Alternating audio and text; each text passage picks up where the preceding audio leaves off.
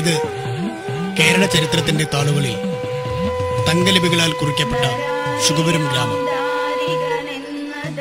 സുപ്രസിദ്ധമായ 64 ഗ്രാമങ്ങളിൽ വൈദിക സംസ്കൃതി കൊണ്ട് പ്രഥമസ്ഥാനം അലങ്കരിക്കുന്ന ഗ്രാമം. ദക്ഷിണേന്ത്യയിലെ ഏക ദക്ഷിണാമൂർത്തി ക്ഷേത്രമായ ശുഗപുരം ക്ഷേത്രത്തിന്റെ സാന്നിധ്യമാണ് ഗ്രാമത്തിന്റെ തിലകക്കുറി.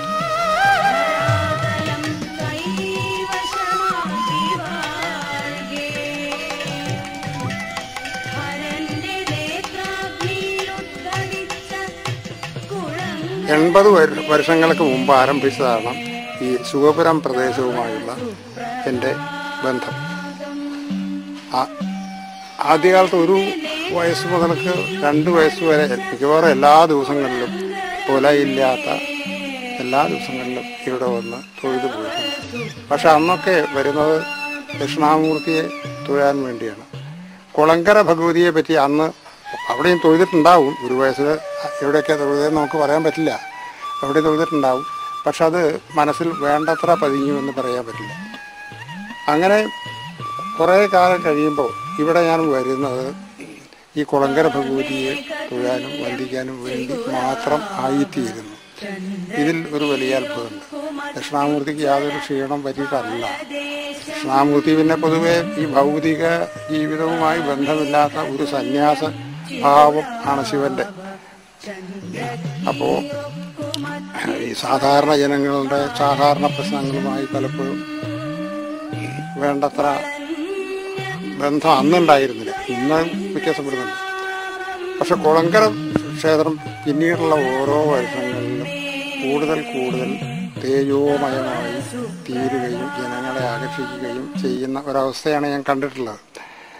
ഏറ്റവും ഒടുവിൽ ഒരു 12 കൊല്ലത്തിലധികമായിട്ട് ഇവിടെ നടക്കുന്ന സംഗീതോത്സവം കേരളത്തിൻ്റെ മുഴുവൻ ശ്രദ്ധ ആകർഷിച്ചു.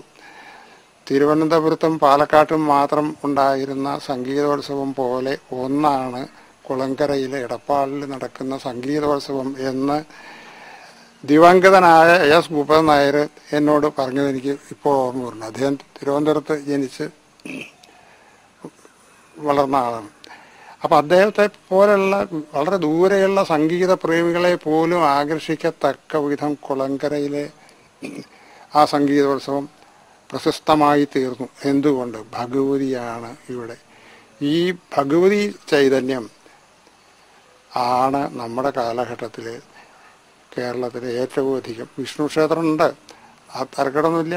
ശിവന്റെ ക്ഷേത്രമുണ്ട്, അയ്യപ്പൻ്റെ ഗണപതി ഉണ്ട്, എല്ലാം ഉണ്ട്. അതൊന്നും തർക്കമൊന്നുമില്ല. ശബരിമല അയ്യപ്പന് വളരെ ശക്തിയുണ്ട്, അതൊക്കെ ശരിയാണ്. എങ്കിലും പൊതുവെ പറഞ്ഞാൽ ഭഗവതി ക്ഷേത്രങ്ങളൊക്കെ എല്ലാം തേജസ് വർദ്ധിച്ച ഒരു കാലഘട്ടമാണ് നമ്മുടേത് എന്ന് എനിക്ക് തോന്നാൻ തുടങ്ങിയിട്ടുണ്ട്. അതിനെന്താ കാരണം എന്ന് ചോദിച്ചാൽ, നമ്മൾ ഭൗതിക ഈ യന്ത്രയുഗത്തിൽ ആണല്ലോ ഇപ്പോൾ നമ്മൾ ജീവിക്കുന്നത്.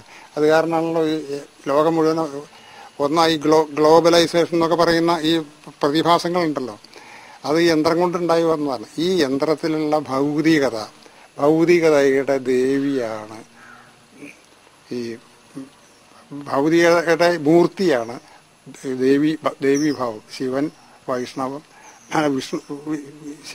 ശൈവം, വിഷ്ണു വൈഷ്ണവം, അങ്ങനെ 2 ഭാവങ്ങൾക്ക് പുറമെ ഏറ്റവും അധികം ആരാധിക്കപ്പെടുന്ന ഒന്നായിട്ട് ഈ ദേവീഭാവം ഈ അടുത്ത കാലത്ത് വന്നു ചേർന്നിട്ടുണ്ട്. ഭൗതികതയുടെ പ്രതിബിംബമാണ് ഈ സ്ത്രീ രൂപമായിട്ടുള്ള ബ്രഹ്മ സത്യം ജഗന്മിഥ്യ എന്ന് ശങ്കരാചാര്യർ പറഞ്ഞു. ബ്രഹ്മമാണ് സത്യം. ആ ബ്രഹ്മത്തിൽ നിന്നുണ്ടായ ഈ ജഗത്ത് മിഥ്യയാണ്. മിഥ്യയാണെന്ന് പറഞ്ഞാൽ അത് ശൂന്യം എന്നർത്ഥമില്ല. ഉണ്ടെന്ന് തോന്നും, കുറച്ചു കാലമൊക്കെ ഉണ്ടാവും, അത് കഴിഞ്ഞാൽ പിന്നെ ഉണ്ടാവില്ല. അങ്ങനെ നശിച്ചു പോകുന്ന, പക്ഷെ ഉണ്ടെന്ന് നമ്മളെ തെറ്റിദ്ധരിപ്പിക്കുന്ന അങ്ങനെയുള്ള ഒന്നാണ് ഈ മിഥ്യ. ഈ മിഥ്യയുടെ പ്രതിബിംബമാണ് ഈ ലോകം മുഴുവനും. ആ ലോകത്തിൻ്റെ പ്രതിനിധിയാണ് ദേവീഭാവം എന്ന് പണ്ഡിതന്മാർ പറഞ്ഞിട്ടുണ്ട്. അതിൻ്റെ ഒരു പ്രത്യക്ഷ ഉദാഹരണമായിട്ട് എനിക്ക് തോന്നിയിട്ടുള്ളത് പറഞ്ഞു. നമുക്കേറെ പ്രിയപ്പെട്ട ദൈവങ്ങളാകുമ്പോൾ അതേ ഗണത്തിലും ശക്തി ചൈതന്യത്തിലും വിളിപ്പുറത്തോടിയെത്തുന്ന ചൈതന്യമാണ് ശുഗപുരത്തെ കുളങ്കരയമ്മ.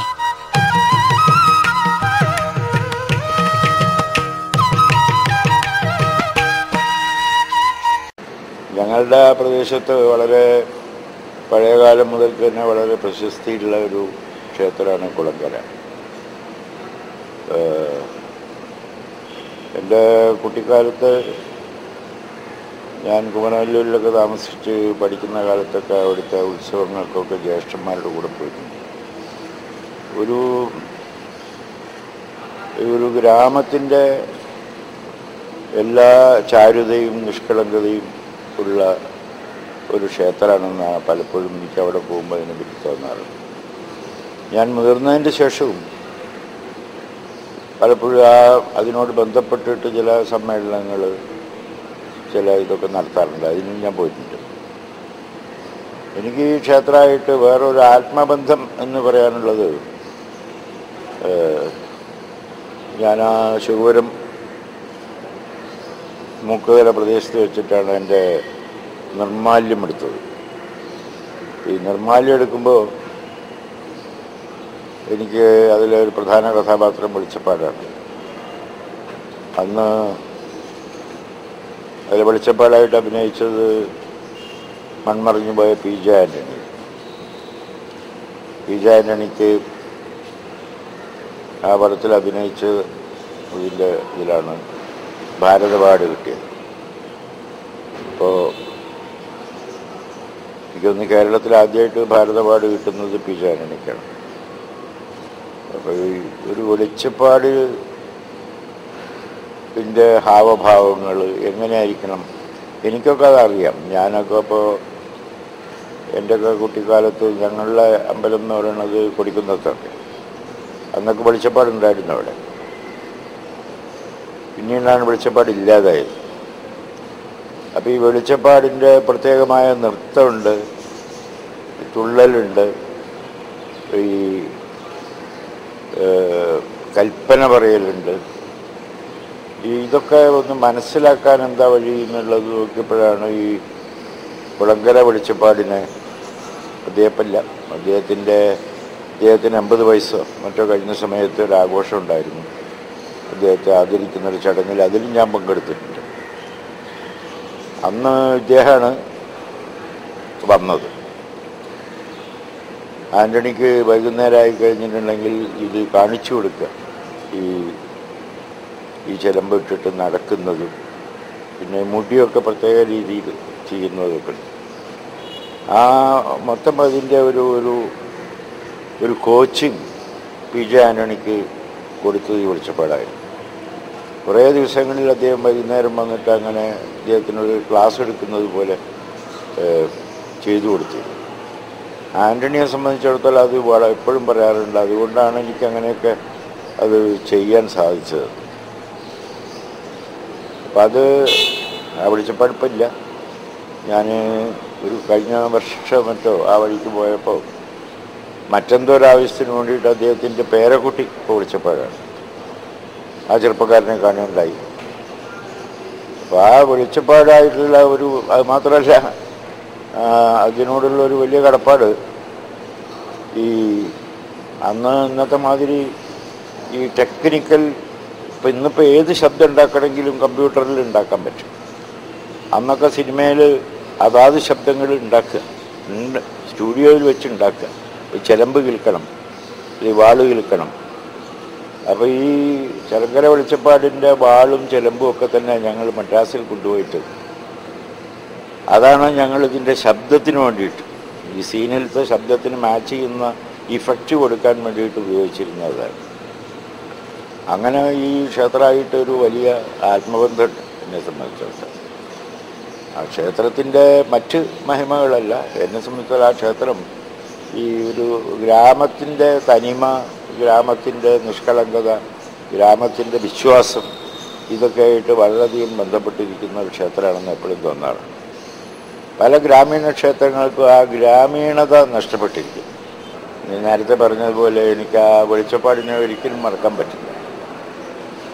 അത്ര വലിയ ഒരു സഹായമാണത്. വിദ്യാരംഭത്തിന്റെ ഭാഗമായി തപസ്യയുടെ സഹകരണത്തോടെ നടക്കുന്ന നവരാത്രി സംഗീതോത്സവം, ഗുരുവായൂർ സംഗീതോത്സവം കഴിഞ്ഞാൽ ഇന്ന് കേരളത്തിൽ ഏറെ പ്രസിദ്ധമായ ഒന്നാണ്. കാളീം വ്രീളിത കാളമേഘനിവഹാം വർണ്ണേന കാലാനലപ്രഖ്യാം ദുഃഖഹരാം കപർദ്ദകലിതേന്ദ്വർദ്ധാം പരേതാസനാം രോഷോദ്വൃത്തവിവൃത്തരക്തനയനത്രേതാഗ്നി ലീഢാസുരശ്രേണീക്ഷോണിതലാം പ്രണൗമി സതതം ഭദ്രാം ഭവോച്ഛിത്തയേ. എന്തിനാണ് സംഗീതോത്സവം? ഒരു ഭദ്രകാളിയുടെ മുമ്പിൽ എന്തിനാണ് സംഗീതോത്സവം എന്ന ചോദ്യത്തിന് എനിക്ക് മറുപടി ഇതാണ്. ആ രൗദ്രതയ്ക്ക് സൗമ്യതയുടെ സംഗീതം ഉണ്ടാകുമ്പോൾ ചൈതന്യമേറുന്നു എന്നാണ് പറയാറുള്ളത്. ഞാനവിടെ ഈ അമ്പലത്തിൽ വന്നിട്ടുള്ളത് 2 പ്രാവശ്യവും വന്നിട്ടുണ്ട്. 2 പ്രാവശ്യവും സംഗീതോത്സവവുമായി ബന്ധപ്പെട്ടിട്ടാണ്. അടുത്ത് തന്നെ കവികളുണ്ട്. മഹാകവി അക്കിത്തത്തിനെ പോലെയുള്ള മഹാന്മാരുടെ സാന്നിധ്യം, അതേപോലെ ശ്രീ PM പള്ളിപ്പാട്, അങ്ങനെ കവികളുടെയും കവിതയുടെയും സംഗീതത്തിൻ്റെയും കൂടി ഒരു സമന്വയം ഈ കുളങ്കരയിൽ എനിക്ക് കാണാം. അതുപോലെ രൗദ്രത്തിൻ്റെയും സൗമ്യതയുടെയും സ്നേഹം, ഭാവം ഇവിടെ കാണാം. പിന്നെ ശുഗപുരത്തിൻ്റെ വേദ ഗരിമ, എന്തൊക്കെയോ ഈ എടപ്പാടിൻ്റെ ഈ സമീപത്ത് ഞാൻ ആ വഴിക്ക് പോകുമ്പോഴൊക്കെ എൻ്റെ മനസ്സിനെ ഒരു ആർദ്രമാക്കുന്ന കുറേ ഭാവങ്ങൾ വേദത്തിൻ്റെയും സംഗീതത്തിൻ്റെയും പിന്നെ വെളിച്ചപ്പാടിൻ്റെയും പിന്നെ പൂജയുടെയും മേളത്തിൻ്റെയും ഒക്കെ. ഈ ക്ഷേത്രം കൂടുതൽ കൂടുതൽ അറിയപ്പെടട്ടെ എന്ന് ഞാൻ ആഗ്രഹിക്കുന്നു. നമസ്കാരം. ദക്ഷിണാമൂർത്തി സ്വാമികൾ മുതൽ പി ലീല, മണ്ണൂർ രാജകുമാരനുണ്ണി, കൈതപ്രം ദാമോദരൻ നമ്പൂതിരി, ഡോക്ടർ ഓമനക്കുട്ടി, പരേതനായ ഞരളത്ത് രാമപൊതുവാൾ, ഗിന്നസ് ബുക്കിൽ ഇടം നേടിയ കുഴൽമന്ദം ജി രാമകൃഷ്ണൻ തുടങ്ങി പ്രഗത്ഭരുടെ നിര തന്നെ ഈ സന്നിധിയിൽ സംഗീത സഭ്യത നടത്തി പുണ്യം നേടിയവരാണ്.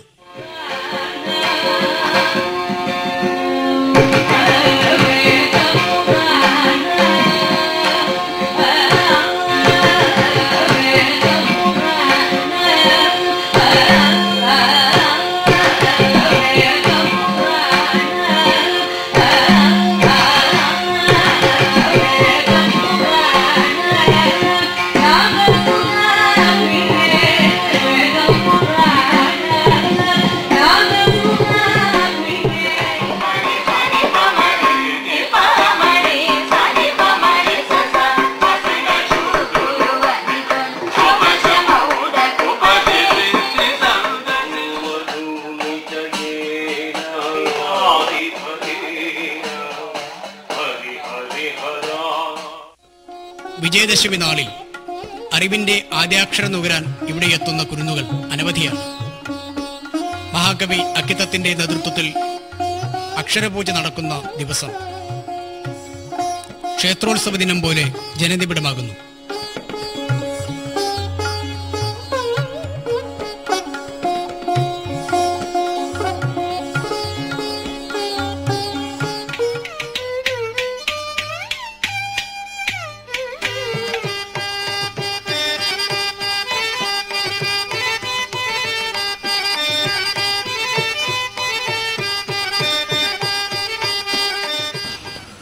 വൈദിക ഗ്രാമമായിട്ട് പ്രസിദ്ധിയുള്ളതായ ഈ ശുഗപുരത്ത് അവരുടെ ശുഗപുരക്കാരുടെ പരദേവതയായിട്ടുള്ള ദക്ഷിണാമൂർത്തിയുടെ ക്ഷേത്രത്തിന് വളരെ അടുത്ത് തന്നെയാണ് മറ്റൊരു ക്ഷേത്രം, കുളങ്കര ക്ഷേത്രം. കുളങ്കര ക്ഷേത്രത്തിനെ പറ്റി പറയുമ്പോൾ അത്ഭുതാവഹമായിട്ടുള്ള മറ്റൊരു പ്രത്യേകതയുള്ളത്, അവിടെ കൊല്ലത്തിൽ 365 ദിവസവും തായമ്പകയുണ്ട്. ചുറ്റുവിളക്കും തായമ്പകി. തായമ്പക 365 ദിവസം തായമ്പകയുള്ളതായ ഒരു ക്ഷേത്രം കേരളത്തിലില്ല. കേരളത്തിലില്ല എന്ന് പറഞ്ഞാൽ എൻ്റെ വർഷത്തിൽ 365 ദിവസവും തായമ്പക നടക്കുന്ന ഇന്ത്യയിലെ തന്നെ ഏക ക്ഷേത്രമാണ് കുളങ്കര ഭഗവതി ക്ഷേത്രം.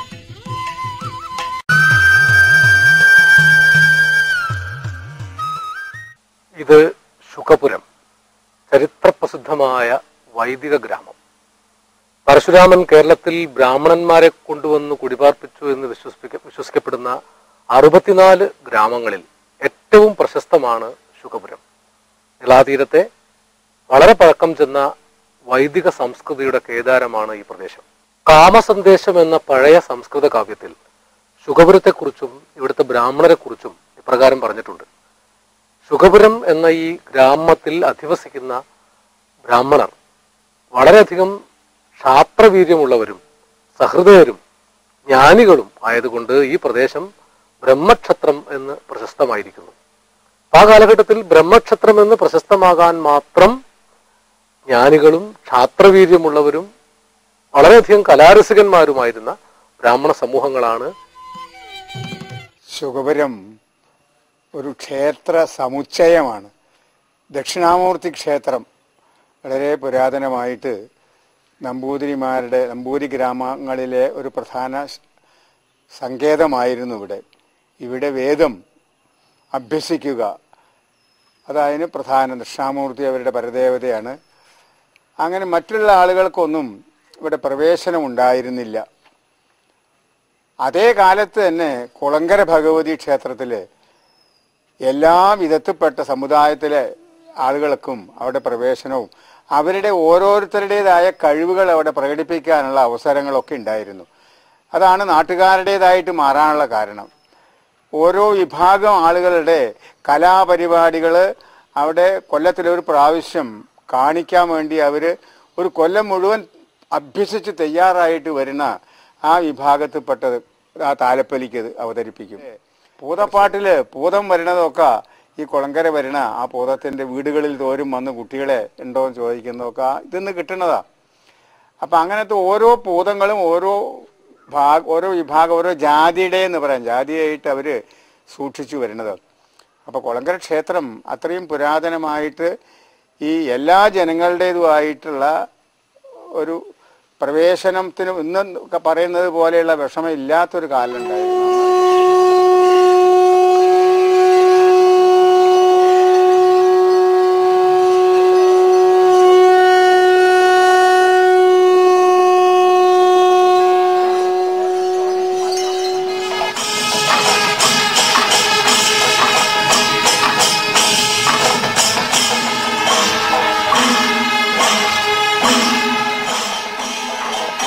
നെറ്റിപ്പട്ടം കിട്ടിയ ഗജവീരന്റെ തലയെടുപ്പിനൊപ്പം കൈവിരൽ കൊണ്ട് നാദവിസ്മയം തീർത്ത തലയെടുപ്പുമായി കേരളം കണ്ട പ്രഗത്ഭരായ എടപ്പാൾ അപ്പുണ്ണിയെപ്പോലുള്ള കലാകാരന്മാരുടെ ഭാവരസപ്രധാനങ്ങളായ പഞ്ചവാദ്യങ്ങൾ എന്നും കുളങ്കര പൂരത്തിൻ്റെ മറക്കാനാവാത്ത കാഴ്ചകളാണ്.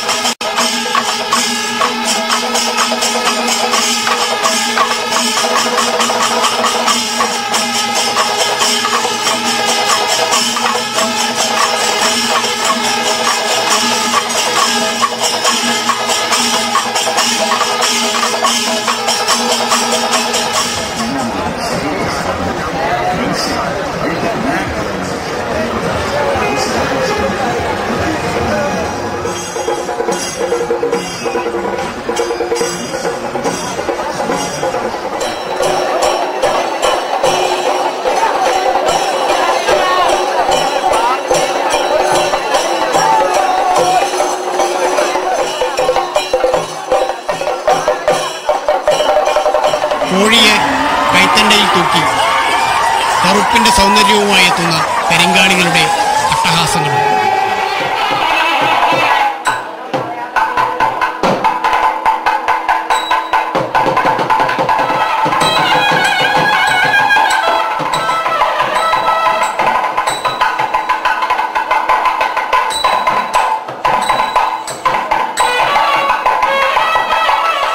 പൂരക്കാഴ്ച കണ്ട് സന്തോഷഭരിതരായി അമ്മയെ തൊഴുത് വയലിലേക്കിറങ്ങുന്ന ഭക്തരെ കാത്തിരിക്കുന്നത്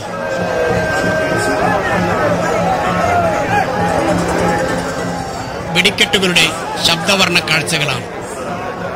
1.5 പതിറ്റാണ്ടോളമായി ശുകപുരം നാട്ടുകൂട്ടം കമ്മിറ്റിയും എടപ്പാൾ ചുങ്കം കമ്മിറ്റിയും മത്സരിച്ചൊരുക്കുന്ന വെടിക്കെട്ടുകളുടെ മായാലോകം കാണാൻ നാടിന്റെ നാനാഭാഗങ്ങളിൽ നിന്നും ജനലക്ഷങ്ങളാണ് ഒഴുകിയെത്തുന്നത്.